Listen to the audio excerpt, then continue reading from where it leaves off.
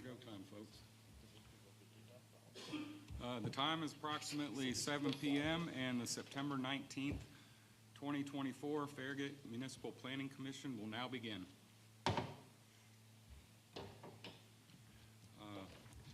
Welcome and good evening to those of you in attendance. My name is Scott Russ. I'm the chairman that will be conducting tonight's meeting. We appreciate that every one of you has taken the time from your schedules to attend tonight's meeting to observe how our town government works. All Farragut Municipal Planning Commission meetings are public notice per Tennessee state law. This Planning Commission meeting is being audio and video recorded tonight and will be posted on the Farragut YouTube channel, and links to this and other Planning Commission meeting recordings may also be found on the Town of Farragut website. And I do believe that also tonight's proceedings are live streaming on the Farragut YouTube channel. Anyone that's in attendance should be able to pick up a copy of the agenda at the door when you came in tonight. And for any of persons here tonight who would like to address this commission concerning an item on tonight's agenda, please pick up a blue comment card at the door and please write your name, address, and agenda number item that you wish to comment on. Also, there will be time reserved at the end of the business meeting for resident comments on non-agenda subjects, which also requires that you fill out a blue comment card. In order to conduct efficient business-like meetings, the town has adopted rules for how its meetings will be conducted. These rules are designed to keep the meeting progressing along, assure that all points of view are heard and considered, and to provide common courtesy to everyone. We please ask that you observe the established meeting protocols found on the following agenda on the back side when you address the Planning Commission. So now I ask that if you're able, please stand for a moment of silence for prayer and reflection, to be followed by the recital of the Pledge of Allegiance to our country's flag.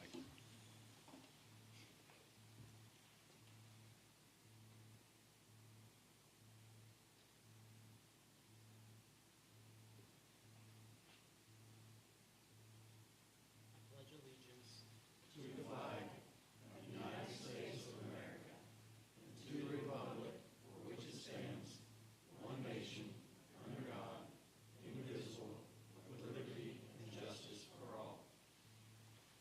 Thank you, Vice Mayor Meyer.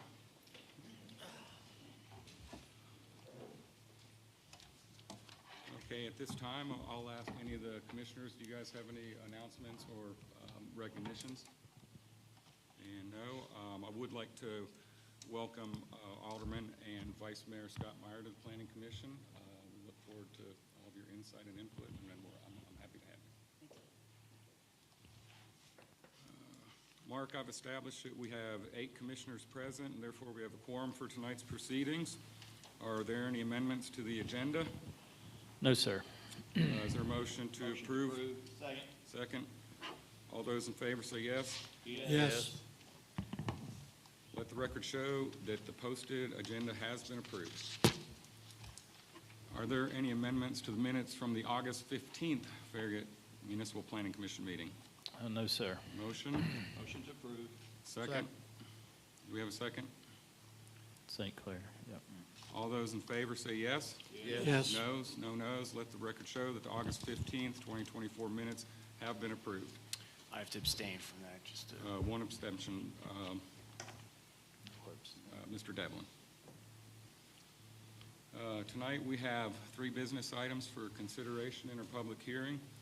And so we'll kick off with agenda item number 3, the approval of the installation of roughly 1,000 linear feet of Comcast cable in the new and existing 2-inch conduit along a section of the south side of Parkside Drive and a section of the east side of Lakes Edge Drive to the service building at 11513 Parkside Drive. Comcast applicant. Yes, this project is a little over 1,000 linear feet of Comcast cable. About 470 feet will be within an existing conduit that is basically in front of the J.C. Penney building along Parkside Drive. Then they'll bore under Parkside Drive in a new conduit that will extend along the east side of Lakes Edge Drive to the entrance to the shopping center that has the businesses at 11511 through 11527 Parkside Drive. So this is a 2-inch conduit. Like I said, some of it's existing and some of it's new. The staff has reviewed the materials that were submitted and is recommending approval of the right-of-way permit subject to the following conditions. The first is that all the new work is conducted using directional boring, which is what their plans do show. Secondly, a letter of credit's provided in an amount to be determined by the town engineer for the work. This basically covers the restoration of any affected areas back to their previous condition. Any erosion and traffic control will need to be coordinated with the town's engineering staff as the third condition. And then fourthly, since Comcast is a new provider of this service, they will need to provide the franchise fees that would be applicable to this service. I think there's 5% that's to be remitted to the town recorder in the same manner that we currently obtain that funding through for charter and TDS. So it's basically the same process. And they have been in conversation with the town recorder on this matter, and they're working with her to get that set up. So with those 4 conditions, the staff again is recommending approval of the right-of-way permit for this project. Okay, thank you, Mark. And based on staff information provided, before we open up for discussion, I'll need a motion. Move to approve with the 4 subject twos. And do we have a second? Thank you. Mark, is there anybody signed up to speak on this item? No, sir. Okay, and do we have a representative from the applicant? I think we do have a representative. Yes, we do. If you would, please step up, and if you would give us your name and address in case there's any questions for the board or we have any questions for you. Thank you. My name is Courtney Durrett. I think you're fine. 5720 Asheville Highway, Knoxville, Tennessee, 37920. Okay. And this is Josh Jones, also with the same address. Okay. Okay, thank you. Do you have anything to add, anything special going on with this project? Otherwise, if you No, can. I do want to reiterate Mr. Shipley's remarks that we are working through getting it set up, so we are paying that 5% franchise fee according to our state franchise. Okay, and we feel like that's the only thing left open, Mark, for the most part. Yeah, well, other than the other items that I 4. mentioned, the 4 conditions, yes, that's one of them. But yeah, but they, like I said, they have been working on that, so we're confident that that'll be taken care of. Okay, very good. Well, I'll open it up to the commission, and I'll start down at your end. Commissioner Devlin, Ms. Preston, Noah, No comments. Mayor. Yes, I do. It says that we're running along the east side of Lakeledge Drive to the entrance of the shopping center. It includes the businesses within the address ranges. So you've got current businesses that are planning to sign up? There are 2 businesses in the shopping center. Okay. And that would be the, like I said, that's,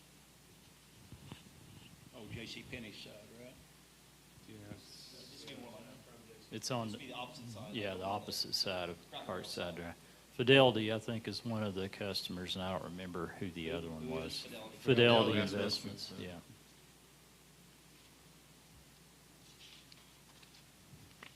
That's all I have. That's all Thank you you. have? Appreciate it. Vice Mayor Meyer? Vice Chairman St. Clair? No comment, no question. Commissioner Green? I have no questions, thank you. Okay, well, very good. Do you have any questions for the Planning Commission at this time? All right, well, thank you so much for coming this evening. So with the discussion closed now, we have a motion on the floor and a second. All those in favor say yes. Yes.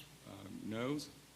No noes. Let the record show that agenda item number 3 has been approved unanimously with an 8-0 vote. Agenda item number 4, discussion and public hearing on approval of site plan for the Campbell Station Retail Building, parcel 119.02, Tax map 130, 0.73 acres, currently zoned C2, Hutchins Associates PC applicant. Yes, this property is probably one that nobody knew existed, frankly. Not till this bank account. It's an old landlocked parcel that's behind the Casey's, used to be the Pilot on Campbell Station Road. The plat that's on the screen will be combining, and that's one that was signed tonight, will be combining this lot with the other lot to the north, which is where the Campbell Station Wine and Spirits business has been for many years. They're both owned, obviously, by the same person, so they're just going to combine those two tracts. And this particular project is before you, basically will provide for a roughly 6,000 square foot building.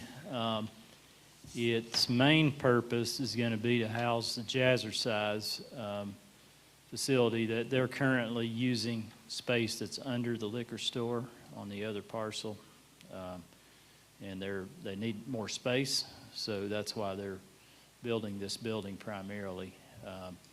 The particular site is basically an extension of the parking lot of the existing building. There's a curb line. Let me see if I can highlight that here.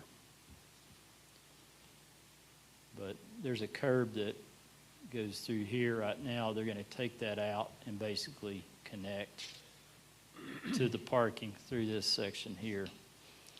And then all this new parking will be mostly permeable pavers, and that's to accomplish both their stormwater detention requirements and the low impact development requirements that the town has.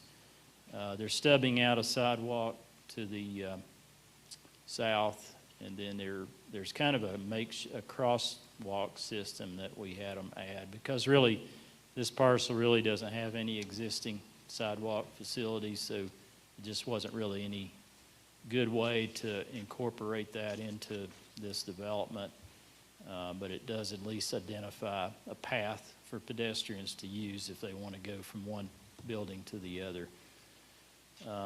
The building itself is a little over 75% brick. The architect is here, and he can answer any specific questions on the building if you have any.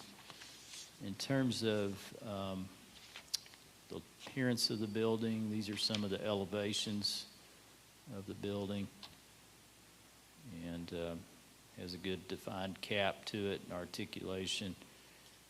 The side of the building is not very visible. There's not much brick on that elevation, because that's the part that backs up to the creek, basically the west elevation, that really no one would see. The rest of the building is mostly brick. In the review of this site plan, the staff has 11 comments, but most of these are just housekeeping items that are typical for most site plans that come before you. And so we're recommending approval of the site plan. The first condition is subject to these conditions: recording the plat. The plat is here in front of me. It has been signed. It's ready to be taken for recording. Letter of credit being provided for erosion control and site stabilization for $6,000. Drainage fee being paid. The retaining wall along the eastern property line. Let me see if I can show that. It's kind of goes here along the edge of the eastern tier of parking. Basically, this little section here is going to have to be straightened out so that it's at least 10 feet from the side property line of Casey's, because there's a 10-foot setback requirement for retaining walls. So that's what that comment's about. Finished slopes being no more than 2.5 to 1, because we don't allow slopes more than that. And if you do, you have to incorporate a retaining wall. Then there's some flood fringe, floodway lines that need to be properly identified and be consistent with the plat. They're just mislabeled. As far as the architecture, one of the comments was to provide more detail on what was noted as horizontal seam architectural metal panel, and I'll let the architect speak to that. I think he's got some photographs of the materials that they're proposing to pass around to you all. The 8th comment was site utilities. That really is just gas. There's a note on the plans that deal with gas, and they may or may not even use gas, so that's what that comment's about. Coordinating the fire hydrant requirement, if there is one, with the fire marshal. That's something that is pretty typical with these kind of projects. The drainage calculations were submitted today. I've forwarded those to the town engineer for his review. And then finally, the stormwater maintenance agreement. That's also something that the project engineer is working on and coordinating with the town engineer. So all these things are in motion and relatively minor comments from the staff's perspective. So again, we do recommend approval of the site plan subject to these items being addressed. Thank you, Mark.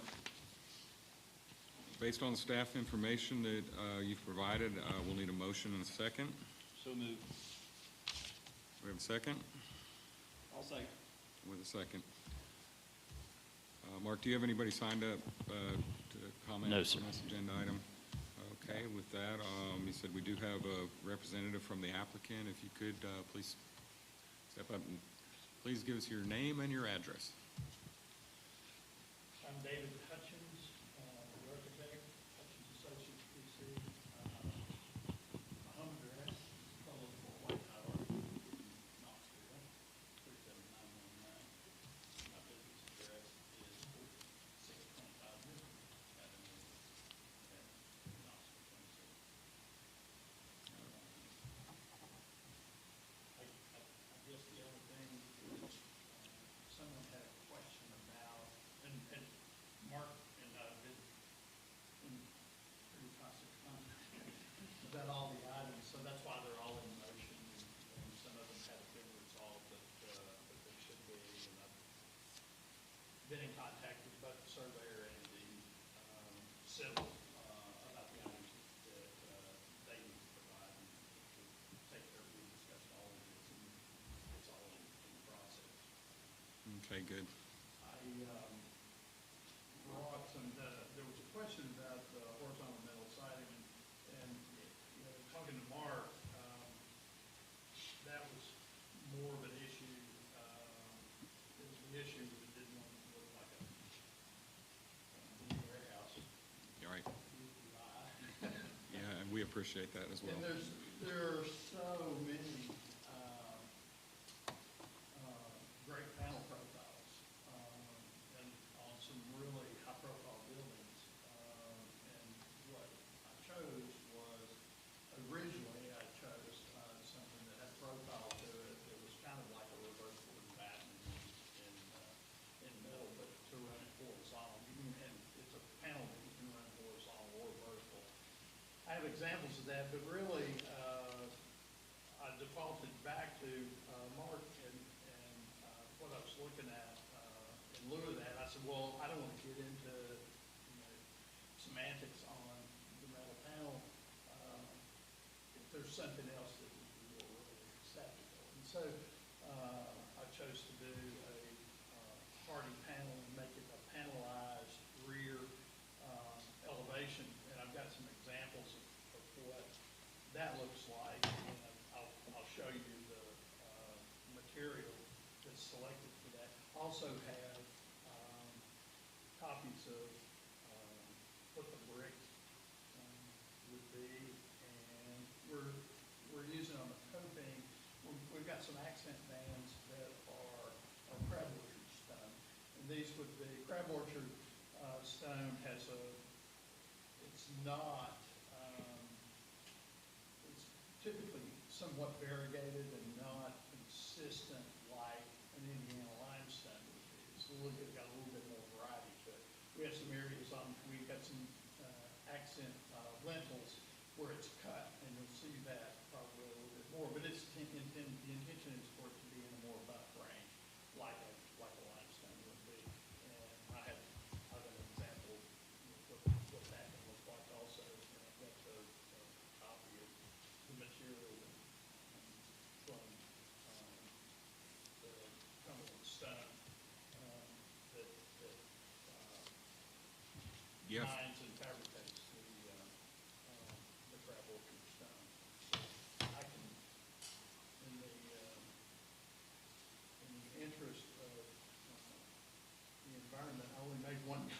That's okay. Yeah, if you would, if you'll just start down here with Commissioner Devlin, and then we'll take a look at them and pass them along. Okay. I appreciate that. So, you're comfortable with all the conditional items that you've been working with Mark on, other than what you spoke to? Absolutely. Absolutely, okay. That's the hardy to be on the back. This is kind of what the banding would look like, and there's some banding at the top that's smooth. This is similar to the brick, but not the brick. This is the crab orchard stone. You can see there's a lot of different colors in there, but we would have some split face like this, and then we would have some smooth on the coping near the top. This gives you an idea for what the panelization would be, and we would have a joint pattern on it. It's a flat, flush panel, smooth. Have you seen all and, those? We would cotton that flush. So,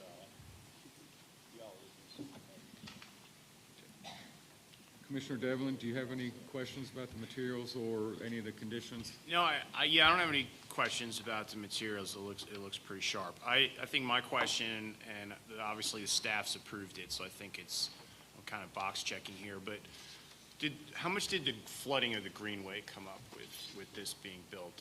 Obviously, we feel like we've accommodated for that. I mean, there's been some trouble with that greenway in the past. Yeah, this one, actually, the no-fill line is very minimal on this site. Gotcha, okay. Yeah, that was one of the lines that they had to identify on the survey. It needs to be picked up on the site plan. Okay, But yeah, super. it's not there's not much fill on this one. Okay.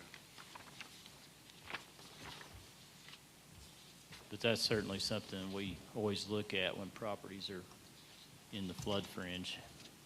Okay, thank you. Commissioner Preston? I don't have any questions.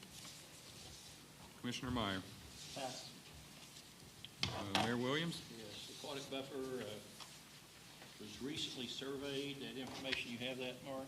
Yeah, that was one of the things that they were going to add to be consistent with the plat. So that was, Also, is this building sprinkled? Yes, sir. No? It's all about 6 years. How many? 6,000, So, 6K. that's all I have. Vice Mayor Meyer? Vice Chairman St. Clair? There's only one question. On your east elevation, you're showing what looks like 3 entrance doors. Is this in anticipation for future potential of the buildings to resell, to compartmentalize it into additional retail space or something? Yeah, the way we do it, typically, is you never know what you're going to get if you get a new tenant. You know, if you get a Sure. changeover in tenants, you want to make sure that you've got, you know, we don't have to tear the front of the building up to get another entry in. So this building would easily support 4 tenants. It just turns out that Jazzercise has taken basically 2 of the tenant spaces, so we've got a couple of other entries on there that it could be 1 tenant, or it could So it is some undeveloped space. It's still to be TBD, okay. But the main entrance for the Jazzercise is what, is going to be on the north elevation? be here for them, yeah. Yeah, okay. I had a further question. Commissioner Green? I have a question for Mark. These materials that are going to use for siding, have they been looked at by our engineering group, or are we looking at them for the first time here? well, these are the first time I've seen, this is the first time I've seen these materials. Yeah.